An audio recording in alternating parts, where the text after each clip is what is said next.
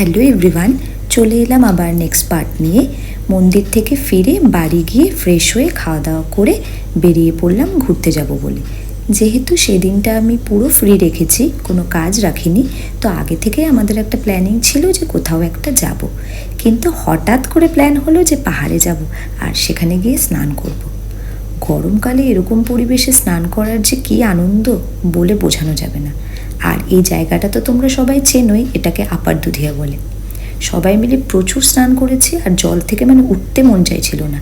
আর স্নান করার পর কিন্তু প্রচণ্ড খিদে পেয়ে যায়। আমরা দুজনে মিলে একটু ওয়াই খেয়ে নিলাম। যদিও বা আমি এইসব খাবার খুবই কম খাই, কিন্তু পাহাড়ে গেলে একটু খেতে ইচ্ছা করে। আর ভিডিও দেখে তোমরা বুঝতেই পারছো যে বাড়ি ফিরতে ফিরতে প্রায় আমাদের সন্ধে হয়ে গেছে। কিন্তু এখানেই শেষ নয়, দেখো বাড়িতে গিয়ে অলরেডি আমাদের নেক্সট সেট আপ রেডি। ওর বন্ধুবান্ধবরা সব কেক নিয়ে চলে এসেছে আর ব্যাক টু ব্যাক চলছে ওর কেক কাটিং। আমাদের দিনটা সেদিন ঠিক এইভাবেই কেটেছিল। আর সকাল থেকে রাত অবধি আমাদের ব্যাক টু ব্যাক চলছিল। আর আমরা দুজনেই ভীষণ টায়ার্ড ছিলাম, কিন্তু খুব আনন্দ করেও কাটিয়েছি। আমাদের ভিডিও কেমন লাগলো তোমরা অবশ্যই কমেন্ট বক্সে কমেন্ট করে জানিও। আর আমাদের সাথে থেকো। দেখা হচ্ছে পরের ভিডিও নিয়ে। Bye bye.